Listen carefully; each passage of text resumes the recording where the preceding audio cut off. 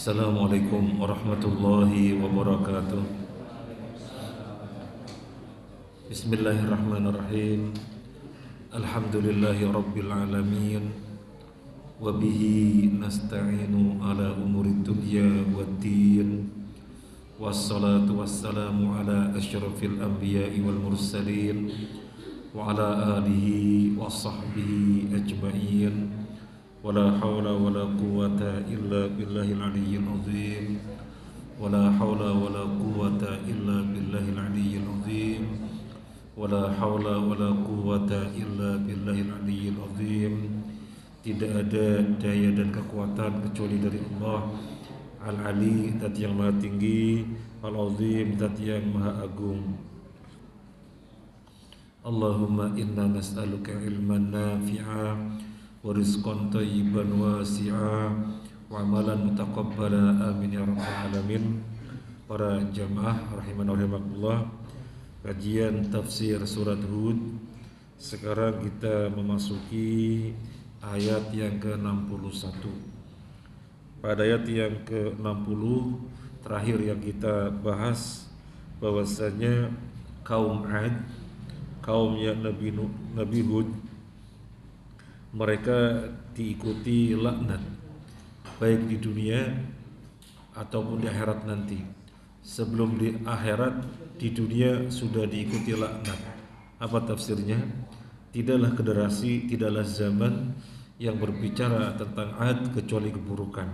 Ganti zaman lagi, ganti zaman lagi, ganti zaman lagi, sampai sekarang ini tidaklah berganti zaman kecuali kaum Ad, kaumnya Nabi Hud dibicarakan dengan keburukan, dilaknat.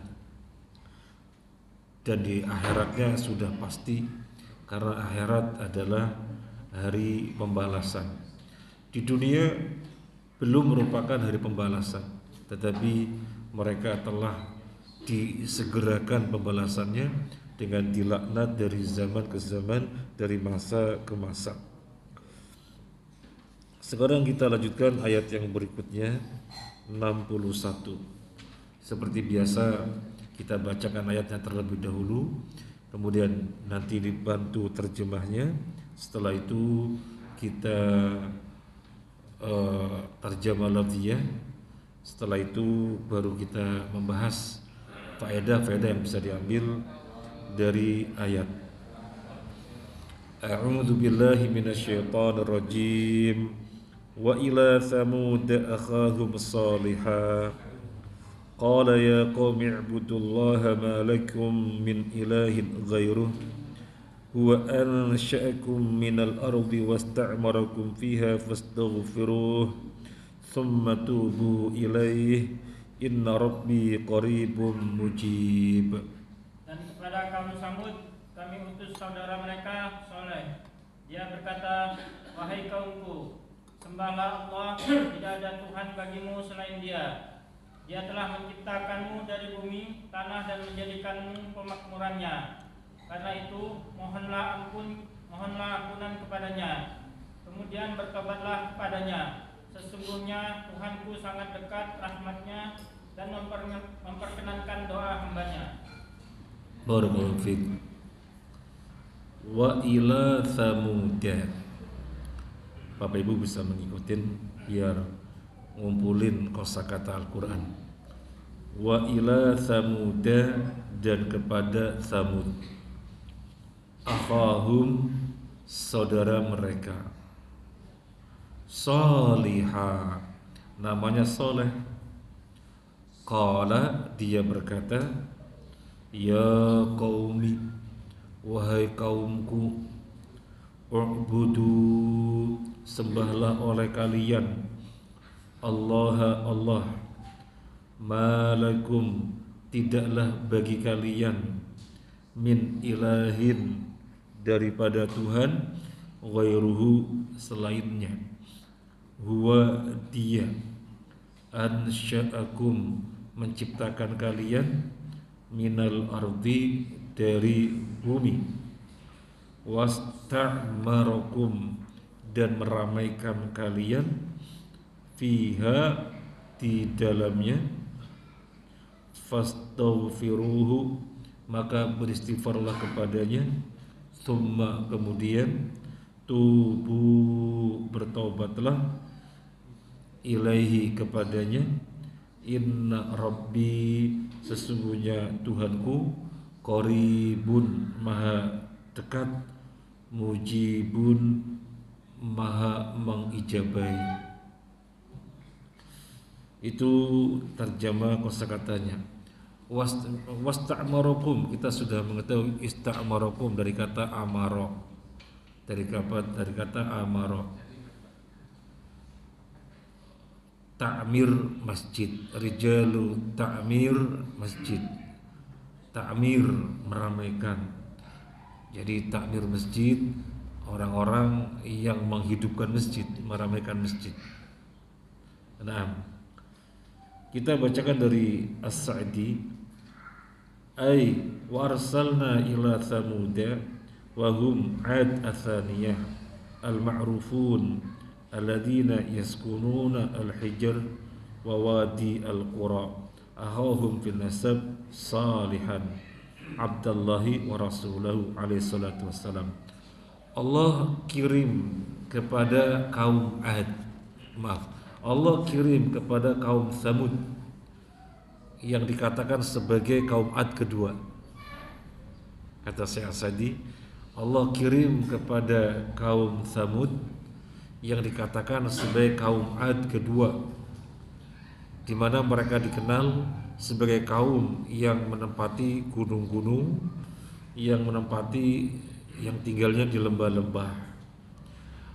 Allah kirim kepada mereka siapa? Ahahum, saudara mereka. Saudara apa? Fin nasabi, saudara satu nasab. Solihah, namanya Solih. Abdullah, hambanya Allah, wa rasulahu, dan rasulnya.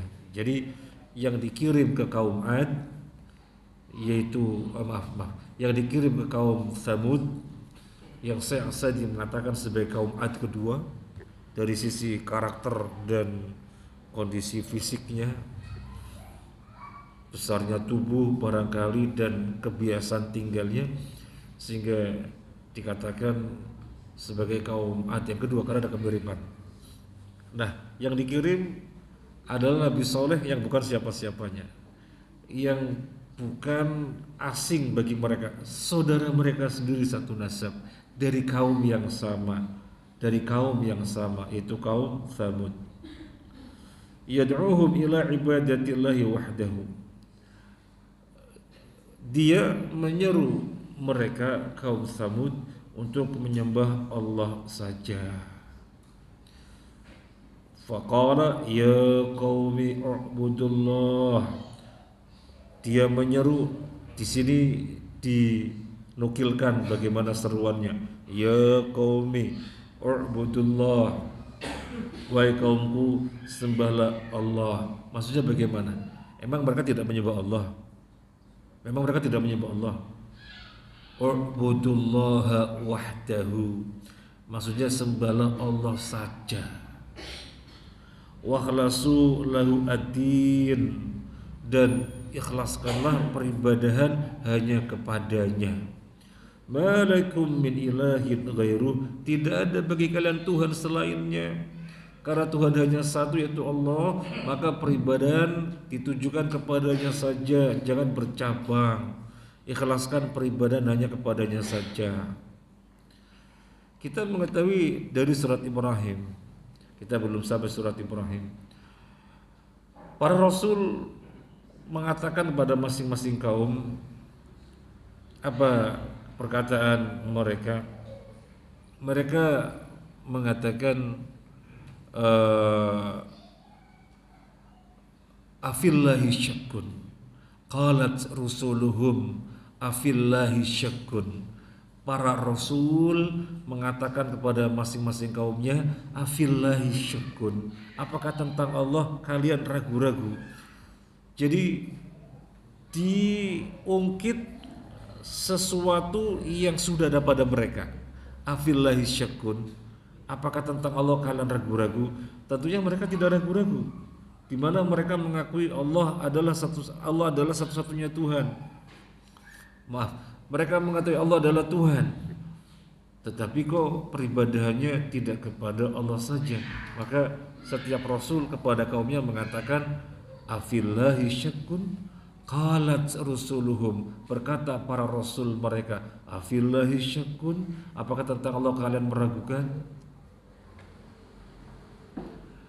Diungkit kepada mereka sesuatu yang ada pada mereka, sesuatu yang mereka telah paham selama ini bahwasanya Tuhan adalah Allah. Mestinya ibadah kepada Allah saja. Nah, jadi ucapannya Nabi Saleh, ya qaumi u'budullaha, wahai kaumku beribadahlah kepada Allah. Memang mereka tidak beribadah kepada Allah, maksudnya beribadahlah kepada Allah saja, jangan kepada yang lainnya. Sama seperti Nabi Muhammad SAW. Apakah kaumnya tidak mengenal Allah? Sangat mengenal Allah. Sangat mengenal Allah. Nabi mendakwai, maka kalau kalian sudah mengenal Allah sebagai Tuhan yang kalian yakini, beribadah kepadanya saja. Beribadah kepadanya saja. Tetapi kan kaumnya menentang dengan mengatakan aj'alal alihata ilaha wahidah. Aneh ini Muhammad, dia mau menjadikan Tuhan yang banyak menjadi satu Tuhan saja. Aneh, in hadza illa syai'un ujab, kata orang-orang kafir Quraisy atau orang-orang kafir sekitar Nabi. Nah, sama kaum Nabi Saleh juga begitu, sembahlah Allah saja. Ya qaumi'budullaha malakum min ilahin ghairuh, tidak ada bagi kalian Tuhan selainnya, baik untuk penduduk langit ataupun untuk penduduk bumi. Tuhan hanya satu, baik untuk penduduk langit ataupun penduduk bumi. Kalau penduduk langit, masing-masing langit ada penduduknya, karena langit ada 7. Kalau bumi, setiap lapisan bumi ada penduduknya, karena bumi juga ada 7 lapis.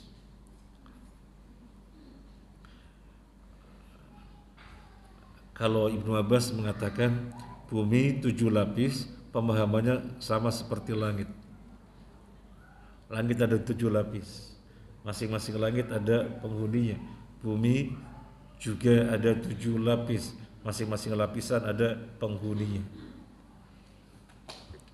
Tetapi riwayat yang dinisbatkan kepada Ibnu Abbas ini banyak yang mempertanyakan.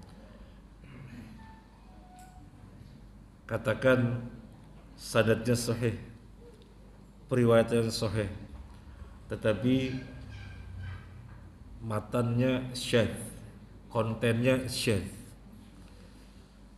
Kok bisa 7 lapis bumi dikatakan seperti 7 lapis langit? Dari mana dasarnya? Enggak ada nas yang mengatakan demikian. Nas menyatakan hanya Allah ciptakan bumi seperti langit. Hanya satu ayat dalam surat At-Talaq. Wa ja'alal arda, bagaimana dalam surat At-Talaq? Dan Allah ciptakan bumi sepertinya, maksudnya seperti langit, yaitu ada 7 langit.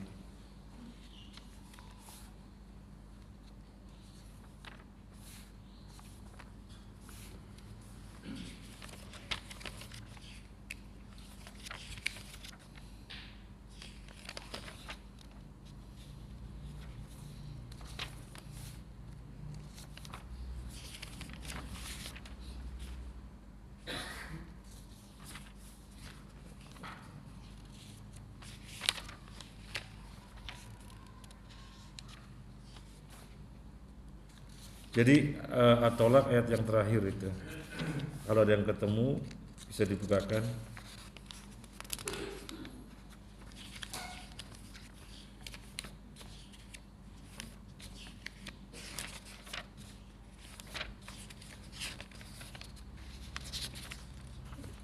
Ada ketemu? Nah ini, Allahul ladzi khalaqas sab'a samawati wa minal ardi mithlahun. Allahul ladzi khalaqas sab'a samawati wa minal ardi mithlahun. Allah lah zat yang menciptakan 7 langit dan bumi seperti itu juga. Jadi Allah nyatakan bumi itu penciptanya seperti langit, yaitu ada 7 langit, maka ada 7 bumi.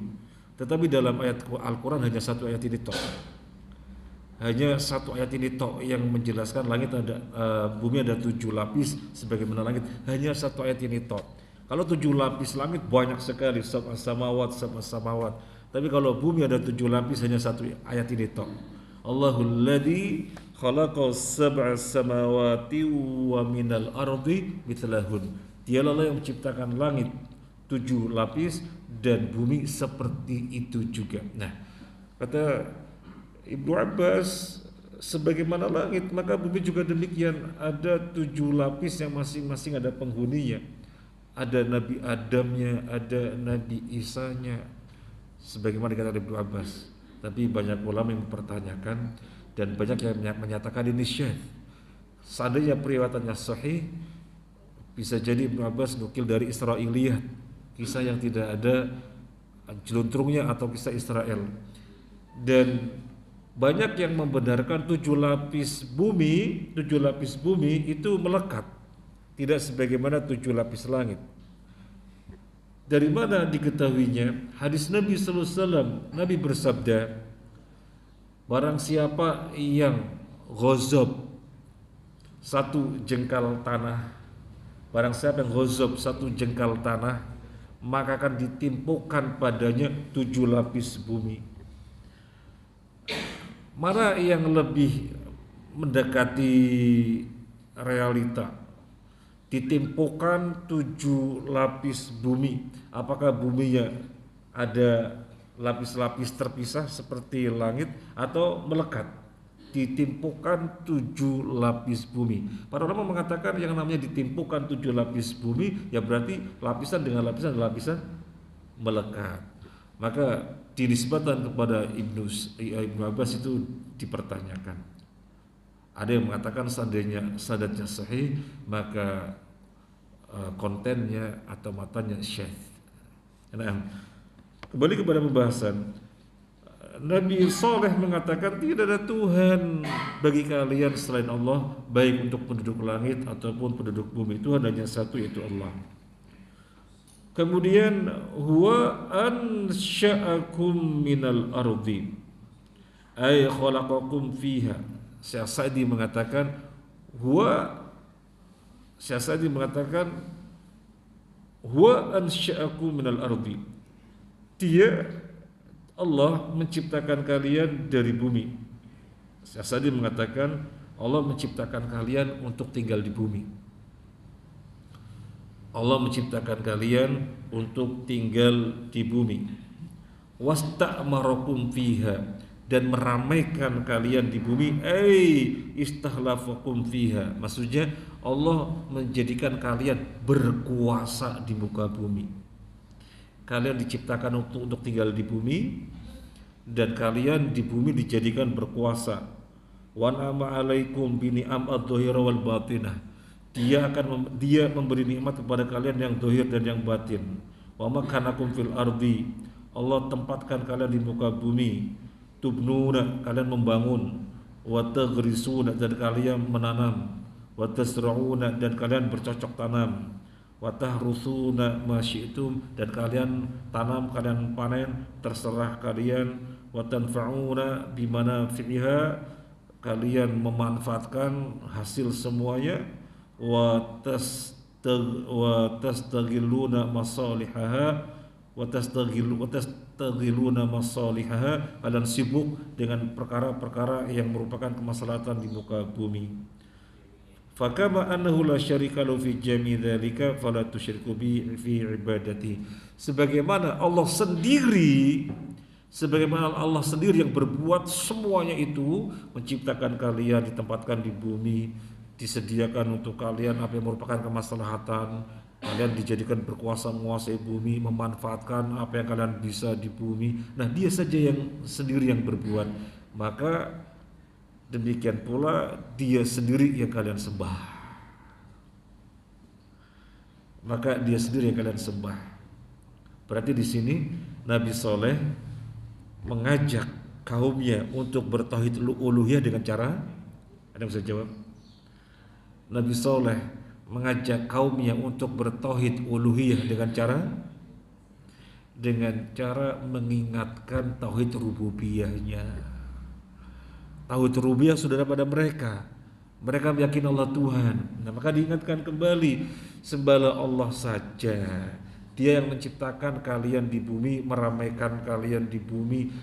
Maka sebagaimana Dia sendirian yang berbuat semuanya itu, maka ibadah juga sendirian untuknya. Jangan bercabang. Nah, ini memang metode Al-Quran. Ketika mengajak manusia untuk beribadah kepada Allah saja, dengan diingatkan sesuatu yang sudah ada pada manusia, itu tauhid rububiyah. Dan ini sebenarnya perkara yang sangat gamblang untuk dicerna oleh akal, untuk mudah dipahami oleh logika. Sama seperti ini, misalnya seorang ibu yang melihat anaknya rewel, maka ibu mengingatkan, "Do, kamu dulu yang gondol 9 bulan siapa, Do? Yang gondol itu mau tidur susah, miring terus capek, ngaplang-ngaplang capek, tekurup apalagi. Kemudian lahir 9 bulan dan seterusnya, siapa, Do?" Ini kan perkara yang si anak paham. Nah, maka lakukan konsekuensinya. Nah, demikian juga Nabi Saleh mengingatkan sesuatu yang sudah mereka pahami, tauhid rububiyah, maka lakukan konsekuensinya, itu tauhid uluhiyah. Ini makna dari ya qaumi budullaha ma lakum min ilahin ghairu, disebutkan rububiyahnya, huwa ansya'akum fiha wasta'marakum, huwa ansya'akum minal ardi wasta'marakum fiha. Kemudian fastaghfiruh, kata Syekh Sa'di, fastaghfiruh, maka istighfarlah kepada Dia, mimma sadara minkum minal kufri wasyirki wal ma'asi waqli'u anha. Beristighfarlah kepadanya, beristighfar dari kekufuran yang ada pada kalian, beristighfar dari kesyirikan yang telah kalian perbuat, beristighfar dari kemaksiatan yang kalian lakukan, cabut semuanya itu, summa tubu, kemudian taubatlah ilahi kepadanya, irji'u ilahi bitaubah an-nasuh, taubat kembali kepadanya dengan taubatan nasuha. Istighfar disebutkan lebih dulu baru taubat. Kalau kita sebutkan sendiri-sendiri istighfar, yang mananya juga taubat. Kita bilang taubat, maknanya juga memperbanyak istighfar. Tapi kalau disebutkan bareng istighfar, taubat, sebagaimana Nabi Saleh mengatakan, fastaghfiruhu tsumma tubu ilaih, beristighfarlah kepada Allah, kemudian bertobatlah kepadanya. Maka istighfar artinya adalah mencabut seluruh kemungkaran sampai habis itu kemungkaran berupa kekufuran, kemungkaran berupa kesyirikan, kemaksiatan, dicabut, dihilangkan. Kalau sudah hilang, diisi dengan ketaatan. Nah, ngisi ketaatan itu namanya taubat, kembali kepada Allah. Taubat itu artinya taba yatubu, artinya roja'a yarji'u, artinya kembali kepada Allah. Bagaimana? Kembali kepada Allah dengan ketaatan. Setelah dibersihkan dari perkara kemungkaran, sudah bersih, diisi dengan ketaatan. Nah, kemudian inna rabbi qaribum mujib. Ayat ini ditutup dengan inna rabbi, sesungguhnya Tuhanku, kata Nabi Saleh alaihissalam, inna rabbi, sesungguhnya Tuhanku, qaribun, dekat, mujibun, maha mengijabai. Syekh Sa'di mengatakan, qaribun mimman da'ahu du'a mas'alatin au du'a ibadatin. Allah itu dekat dari doa baik doa masalah atau doa ibadah. Ada berapa macam doa? Doa ada dua macam. Doa masalah dan doa ibadah. Maka Allah dekat. Doa masalah artinya kita meminta, ya Allah, misalnya lagi sakit sembuhkanlah ya Allah. Misalnya punya utang, ya Allah segera lunasi ya Allah. Misalnya apa lagi? Misalnya lagi bisnis merintis, ya Allah sukseskanlah ya Allah. Atau lagi cari menantu, ya Allah datanglah menantu yang punya helikopter misalnya ya. Ini itu namanya doa masalah. Ini namanya doa masalah. Kalau doa ibadah, gimana doa ibadah? Kita sering mendengarkan penjelasan masyayikh. Juga para ustadz-ustadz kita sering menjelaskan. Allah doa ada dua macam. Tadi doa masalah, doa kita memohon permintaan, itu doa masalah. Kalau doa ibadah bagaimana? Doa ibadah itu sendiri, salat, puasa, haji, umroh, baca Quran, zikir, i'tikaf, yaitu namanya doa ibadah. Kok ibadah disebut doa? Penjelasannya, tidaklah orang beribadah pasti di situ ada harapan-harapan kepada Allah. Nah, jadi kata Syekh As-Sa'di, Allah qarib, dekat dari hambanya yang berdoa, baik doa masalah ataupun doa ibadah. Kemudian yujibu bi'ata'i su'alihi wa qabulu ibadatihi. Allah mujib, inna rabbi qaribum mujib. Mujib artinya mengijabai apa yang mereka pinta dan menerima ibadah mereka. Kita minta Allah ijabai, kita beribadah Allah terima. Itu yang dimaksud dengan mujib. Nah, kemudian Syekh As-Sa'di menjelaskan anna qurbahu ta'ala nau'ani. Kedekatan Allah ada dua macam. Inna qurbahu nau'ani. Kedekatan Allah ada dua macam. Amun wa khasun. Yang pertama am, yang kedua khas.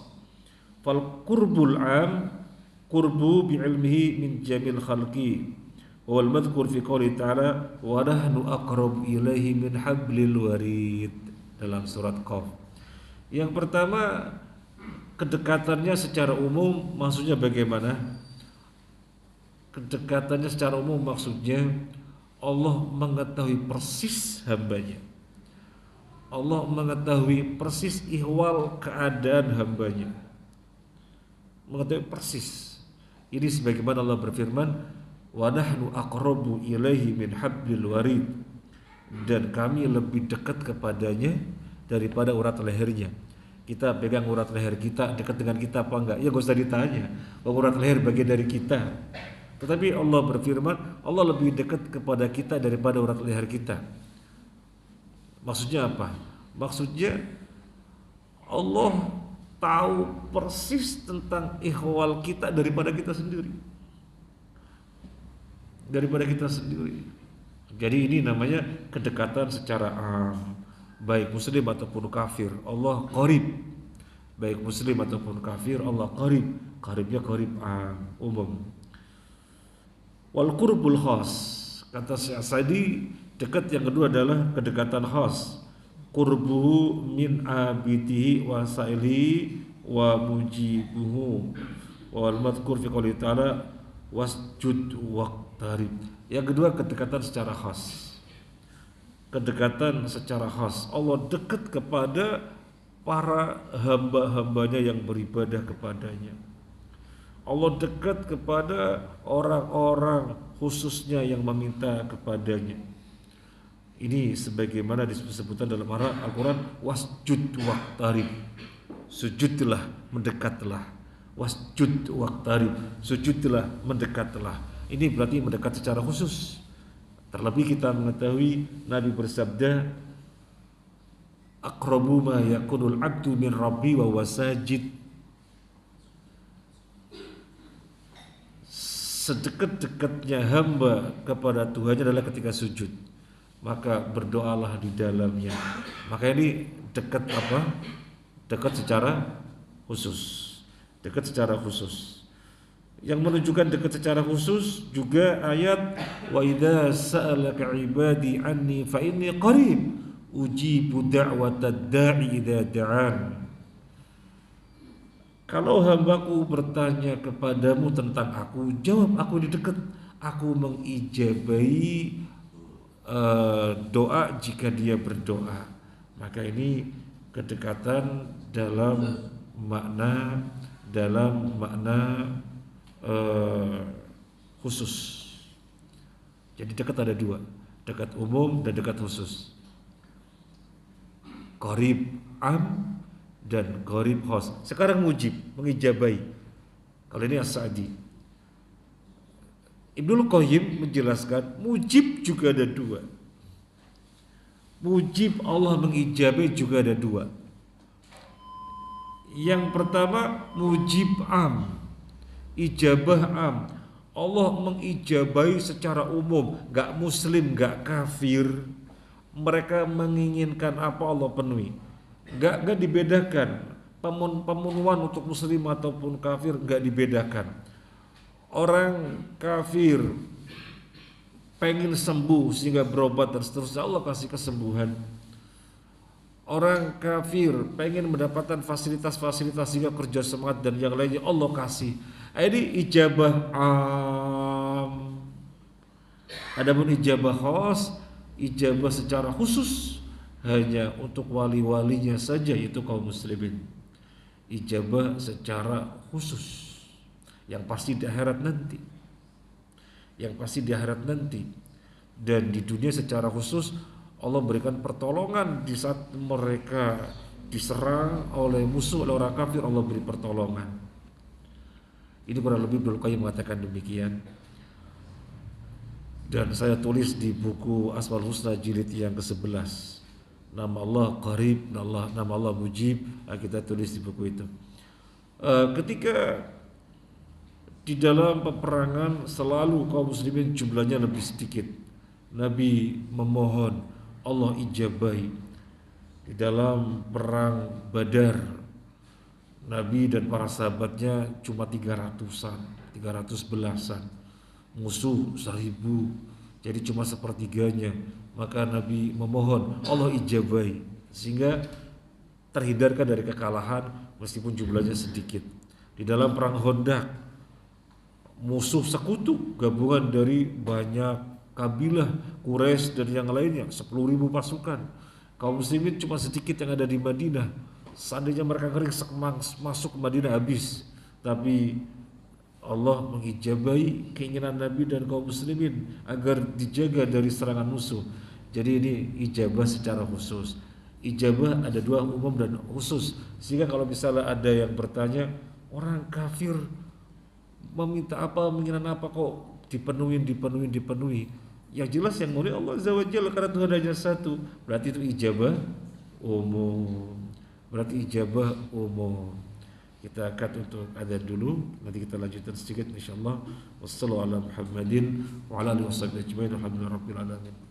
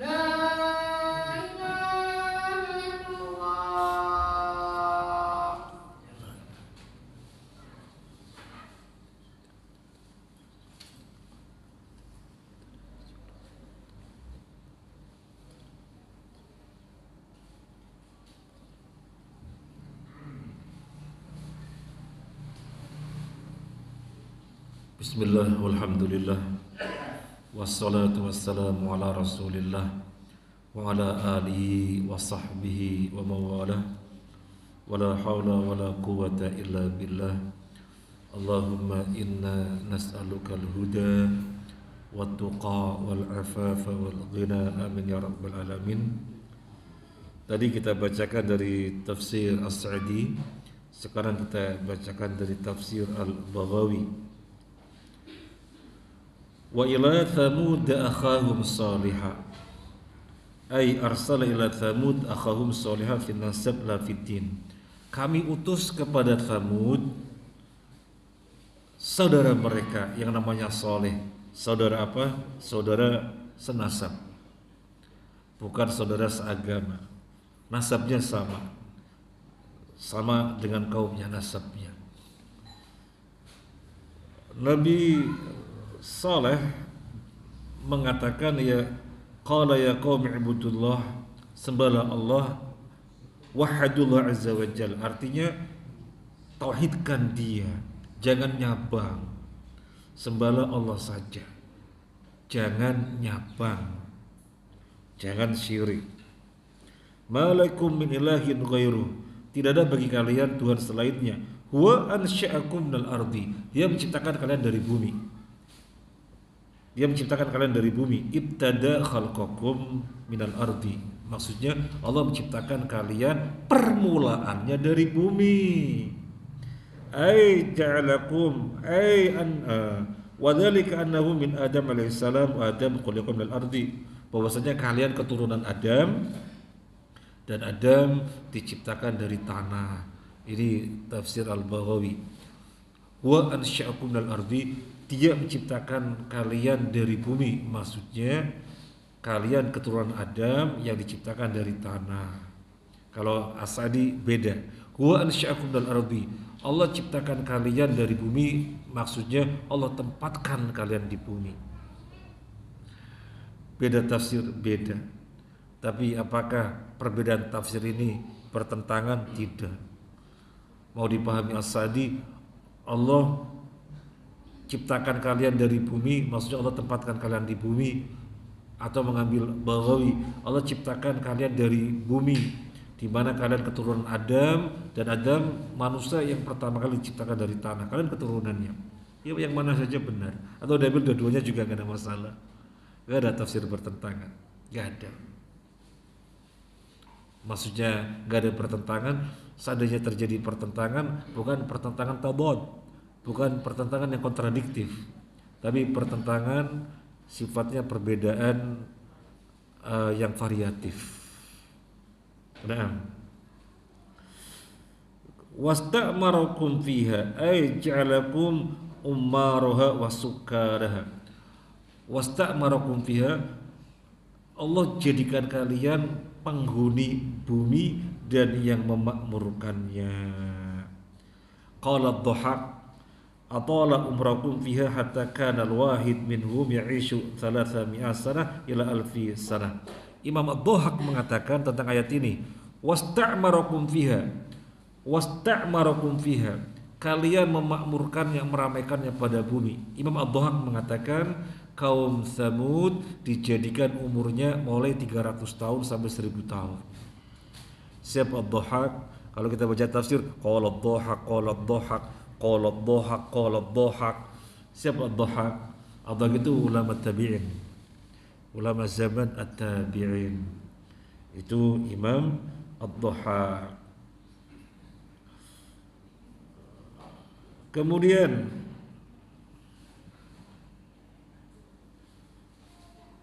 fastaghfiru tsumma tubu ilaihi inna rabbi qaribun mujib. Tidak dijelaskan lebih rinci.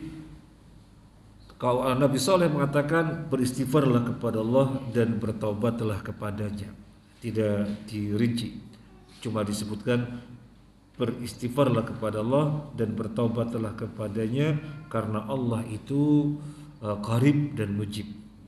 Qarib dan mujib, qarib kepada kaum mukminin yang mau beriman, mujib mengijabahi doanya,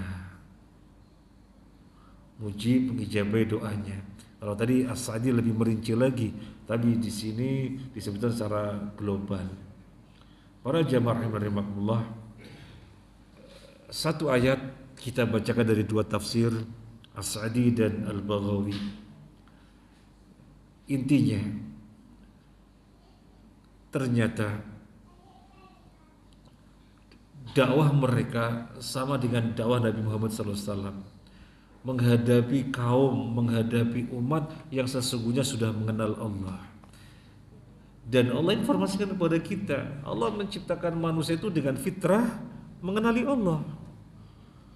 Fa'aqim wajhaka lid-dini hanifa fitratallahi allati fataran nasa 'alaiha la tabdila li khalqillah dzalika dinul qayyim. Dalam surat Ar-Rum, hadaplah wajahmu secara hanif, hadaplah wajah besar hanif kepada Allah, ketundukan,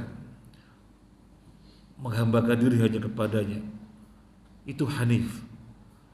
Fitratallahi allati fataran nasa 'alaiha, itulah fitrah Allah yang Allah fitrahkan pada manusia. La tabdila li khalqillah, tidak ada perubahan pada penciptaan Allah. Tidak ada perubahan pada ciptaan Allah. Jadi penciptaan Allah, seluruh manusia diciptakan dengan fitrah mengenal Allah, menghambakan diri kepadanya. Makanya Nabi bersabda, setiap orang lahir dalam keadaan fitrah. Artinya apa? Ya sesuai dengan fitrahnya, menghambakan diri kepada Allah. Makanya tafsir daripada ya qaumi ibudullaha, Nabi Saleh mengatakan ya qaumi ibudullaha, sembahlah Allah, itu Tuhan yang telah kalian kenali, maka jangan cabang. Wahiduhu, tauhidkanlah dia. Nah, berarti kan sama seperti Nabi sallallahu alaihi wasallam. Nabi berhadapan dengan orang-orang Arab secara khusus ketika itu. Mereka orang-orang yang sudah mengenali Allah Azza wa Jalla, biasa menyebut bismillah ketika memulai pekerjaan, bismikallahumma, atau ketika bersumpah wallahi wa rabbil Ka'bah. Makanya kan ketika mau perjanjian, Nabi sallallahu alaihi wasallam dengan orang-orang Mekah diwakili Sahal bin Amru radhiyallahu an. Waktu itu Sahal bin Amru masih kafir. Nabi perintahkan kepada Ali tulis mengawali perjanjian ini, tulis Bismillahirrahmanirrahim. Apa kata Sa'ad bin Amr? Tulis saja Bismillah. Siapa Rahman, siapa Rahim? Kami nggak kenal. Tulis saja Bismillah. Ya karena di perjanjian ya nurut. Para sahabat sebenarnya marah dan Ali sendiri nggak mau menghapus, tetap Bismillahirrahmanirrahim. Tidak mau menghapus Ar-Rahman Ar-Rahim. Tapi karena ini perjanjian, ya agar terjadi kesepakatan ya nurut, nulis Bismillah saja. Jadi mereka mengenali Allah. Makanya Nabi seru mereka agar bertauhid uluhiyah, bukan bertauhid rububiyah, karena mereka sudah mengenal Allah. Bukan bertauhid rububiyah. Kalau ada pertanyaan, kalau mereka sudah bertauhid, meyakini Allah satu-satunya Tuhan, kenapa masih dinyatakan kafir? Dan Nabi perangi. Nah itu berarti bertauhid rububiyah saja tidak menjadikan seseorang otomatis muslim. Meyakini Allah satu-satunya Tuhan yang menciptakan alam semesta, Allah yang menghidupkan, mematikan, memberi rezeki, menyembuhkan, memberikan sakit, menerbitkan mata di timur, memadamkannya di barat. Allah semua dijawab Allah. Apakah pasti muslim? Enggak. Orang kafir pada zaman Nabi memiliki keyakinan yang demikian, dan mereka belum disebut muslim, kafir. Makanya Nabi perangi. Ini penting sekali. Karena jangan sampai ada orang merasa saya Islam karena saya mengakui Allah satu-satunya Tuhan. Ya sami mawon kalau orang kafir zaman Quraisy kalau begitu toh. Dan orang kafir seluruh yang didakwai oleh nabi-nabi juga meyakini Allah satu-satunya Tuhan. Terus, ya mesti lanjutkan dua tauhid yang lainnya, uluhiyah dan asma wa sifat. Uluhiyah dan asma wa sifat baru disebut orang yang mentauhidkan. Karena tauhid ada tiga macam ini, rububiyah, uluhiyah, dan asma wa sifat. Jadi tidak meyakini Allah satu-satunya Tuhan lantas disebut pasti muslim, tidak. Ini kaidah syirik yang pertama. Kaidah syirik yang kedua apa? Ada yang sudah belajar al-qawaid al-arba, ada sudah pernah belajar al-qawaid al-arba, padahal sudah tapi diem toh. Salah takut ditanya nggak bisa juga, nggak disuruh push up kok. Al-qawaid al-arba yang pertama meyakini Allah satu-satunya Tuhan tidak otomatis menghantarkan disebut muslim. Buktinya pada zaman Nabi, orang-orang Quraisy dan sekitarnya yang meyakini Allah satu-satunya Tuhan diperangi oleh Nabi, dan Nabi turun langsung perang tidak kurang dari 27 kali. Turun perang langsung memerangi mereka yang meyakini Allah satu-satunya Tuhan. Yang kedua, kaidah syirik yang kedua apa? Kaidah syirik yang kedua apa? Ada yang tahu? Ada yang tahu?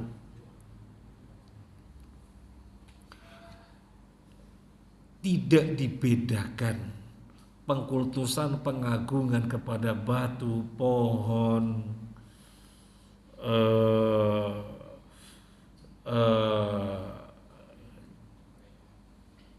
orang soleh, malaikat, rasul, nggak dibedakan.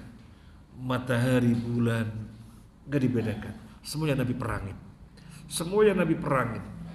Baik yang mengkultusan atau mengagungkan matahari, bulan, batu, pohon, malaikat, nabi, orang soleh, semuanya Nabi perangin. Gak ada bedanya, karena pengkultusan hanya kepada Allah saja. Ini penting sekali. Kaidah syirik yang kedua ini penting sekali. Dan kenyataannya yang terjadi, orang mengkultuskan orang soleh, mengkultuskan wali, seakan-akan gak ada masalah. Gak Nabi bedakan pengkultusan, pengagungan kepada Nabi, Rasul, wali, orang soleh dengan kepada batu, pengkultusan kepada batu, matahari, pohon, bulan. Gak Nabi bedakan. Ini yang kedua. Kaidah syirik yang ketiga. Kaidah syirik yang ketiga apa? Kaidah syirik yang ketiga. Ada yang bisa jawab? Kalau ada boleh pulang duluan. Yang ketiga,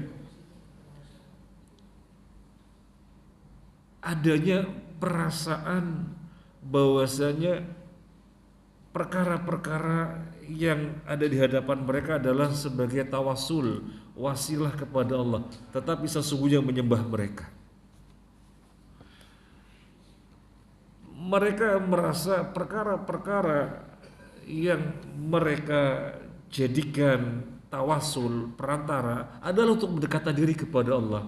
Sesungguhnya bukan mendekatkan diri kepada Allah, tetapi mereka telah terjatuh kepada penyembahan itu sendiri. Ini kaidah yang ketiga. Misalnya dalam surat Yunus, wa ya'buduna min dunillahi ma la yadhurruhum wa la yanfa'uhum wa yaquluna haula'i syufa'auna indallah. Kata Allah, mereka menyembah selain Allah sesuatu yang tidak bisa menghilangkan mudarat dan tidak bisa mendatangkan manfaat. Tapi apa perkataan mereka? Apa perkataan mereka? Mereka ini adalah syufa'a kami di sisi Allah. Beda gak antara vonis dari Allah dengan perasaan mereka?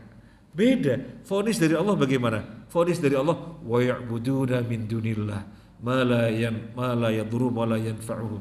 Mereka menyembah selain Allah perkara-perkara yang tidak bisa menolak mudarat dan tidak bisa mendatangkan manfaat.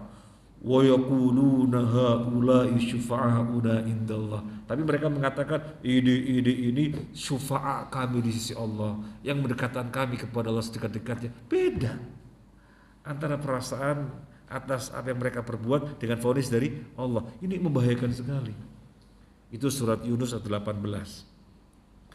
Ada juga surat Az-Zumar ayat 3. Gimana? Ala lillahi dinul khalis walladzina ittakhadhu min dunihi awliya'a ma na'buduhum illa liyuqarribuna ila Allahi zulfa. Innallaha yahkumu bainahum fima hum fihi yakhtalifun innallaha la yahdi man huwa kadhibun kafar. Ketahuilah, agama yang Allah terima adalah al-khalis, yang murni. Peribadahan yang Allah terima adalah yang murni, yang khalis. Setelah wakaf, Allah sebutkan contoh peribadahan yang tidak murni. Walladzina takhadhu min dunihi awliya, min duni apa min dunillah? Az-Zumar 3. Min duni apa min dunillah? Walladzina takhadhu min dunihi awliya ma na'buduhum illa liyuqarribuna ila Allahi zulfa. Orang-orang yang menjadikan selain Allah sebagai wali-wali, mereka mengatakan ma na'buduhum illa liyuqarribuna ila Allahi zulfa. Kami tidak menyembah ini, kami enggak menyembah, tapi sebagai perantara kami saja untuk sedekat-dekatnya kepada Allah. Apa? Min duni. Apa kelanjutan ayat ini? Apa kelanjutan ayat ini? Innallaha yahkumu bainahum fima hum fihi yakhtalifun. Sesungguhnya Allah akan menghakimi mereka atas apa yang mereka menyelisih. Apa maksudnya? Allah akan menghakimi mereka atas apa yang mereka menyelisih ahli tauhid. Lihat tafsirnya. Innallaha yahkumu bainahum fima hum fihi yakhtalifun. Sesungguhnya Allah akan menghakimi mereka, mengadili mereka atas apa yang mereka menyelisih ahli tauhid. Ditutup dengan apa ayat ini? Innallaha la yahdi man huwa kadzibun kafar. Sesungguhnya Allah tidak memberi petunjuk kepada pendusta lagi kafir. Jadi pernyataannya keras. Allah tidak menunjuki pendusta lagi kafir. Itu bentuk kedustaan. Merasa ini wasilah-wasilah untuk mendekatkan diri kepada Allah saja. Sesungguhnya mereka telah menyembah wasilah-wasilah itu. Kenapa? Karena di dalam hamba beribadah kepada Allah itu langsung, ya Allah. Jadi di dalam peribadahan hamba kepada Allah, Allah tidak pernah menetapkan adanya duta-duta peribadahan, enggak pernah. Ini umpamakan garis lurus. Ini garis lurus. Kita hamba menghambakan diri kepada Allah. Garis lurus ini ibaratnya ibadah. Garis lurus ibaratnya ibadah. Di dalam kita menghambakan diri kepada Allah, ya Allah, langsung garis lurus, ya Allah. Jangan menyebut siapa-siapa yang lain. Kalau menyebut siapa-siapa yang lain berarti membuat noda-noda pada garis lurus ini. Syirik. Berarti membuat noda-noda pada garis lurus ini syirik. Dan Allah tegaskan dalam surat Al-Jin, wa annal masajida lillahi fala tad'u ma'allahi ahada. Dan sesungguhnya masjid itu kemuliaan Allah. Masjid pengertiannya ada dua, Masjid Thaibah, Masjid Al-Amin, Masjid Ibrahim, dan yang ini masjid. Pengertian masjid. Masjid pengertian yang kedua adalah ibadah. Sesuatu ibadah milik Allah. Jangan menyeru bersama Allah siapapun. Artinya ketika menyeru Allah, ya Allah saja, ya Allah. Jangan dibarengkan ketika menyeru Allah, menyeru yang lainnya. Jangan. Karena di dalam peribadahan kepada Allah, Allah tidak pernah menentukan adanya duta-duta peribadahan, enggak pernah. Maka langsung ya Allah. Sehingga menjadikan perantara di dalam peribadahan kepada Allah, dan mereka mengatakan liyuqarribuna ilallahi zulfa, ma na'buduhum illa liyuqarribuna ilallahi zulfa. Kami tidak menyembah ini, tetapi sekedar perantara saja untuk mendekatkan kami kepada Allah sedekat-dekatnya. Allah katakan itu bohong. Allah akan adili mereka atas apa yang mereka menyelisih ahli tauhid. Innallaha la yahdi man huwa kadzibun kafar. Sesungguhnya Allah tidak memberi petunjuk kepada kadzib, pendusta, kafir, lagi bohong. Ini kaidah yang ketiga. Yang keempat ada yang tahu? Yang mahasiswa sudah belajar al-qawaid al-arba, sudah pasti sudah. Mas Hussein sudah. Yang keempat apa? Al-qawaid al-arba yang keempat. Bawin, apa yang keempat Bawin? Lupa. Iya.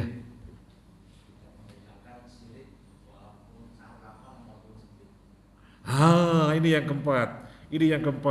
Yang keempat adalah syirik orang zaman sekarang lebih gede daripada syiriknya orang zaman dulu. Kenapa? Syiriknya orang zaman dulu itu ketika dalam keadaan lapang saja, dalam keadaan sempit, ikhlas kepada Allah. Ketika di laut diombang-ambing itu ya Allah, ya Allah, ya Allah, ya Allah, ya Allah, ya Allah, falamma najjahum ilal barri idahum yusyrikun. Ketika sudah diselamatkan ke daratan berbuat syirik lagi. Itu orang syirik zaman dulu. Jadi syiriknya ketika berbuat, syiriknya ketika dalam badan, syiriknya ketika dalam badan, ketika dalam sempit itu Allah, Allah toh. Sementara orang zaman sekarang nggak lapang, nggak sempit, sami maulon. Lagi lapang seperti ini, waduh ini kekuasaannya kurang tinggi levelnya, ayo ke Mbah Kober. Lagi lapang kan, lagi lapang, jadi gak sempit toh, jadi lapang dan sempit. Ini kaidah yang keempat. Ini kaidah yang keempat. Masya Allah, kita sangat kagum ketika membaca buku ini ya, Al-Qawaid Al-Arba yang ditulis oleh Syekh Muhammad bin Abdul Wahab rahimahullah ta'ala. Jadi ini yang bisa kita bahas. Satu ayat 61 kita memulai membahas tentang kaum Tsamud, kaumnya Nabi Saleh. Nah, nanti yang berikutnya kita bacakan mukjizat yang Nabi Saleh diberikan oleh Allah yang menunjukkan kebenaran dia sebagai nabi. Mukjizat berupa apa? Onta. Nanti akan datang insyaallah. Jazakumullah khairan, terima kasih banyak, semoga bermanfaat. Mohon maaf atas hal-hal yang kurang berkenan. Subhanakallahumma wa bihamdika asyhadu an la ilaha illa anta astaghfiruka wa atubu ilaik. Assalamualaikum warahmatullahi wabarakatuh.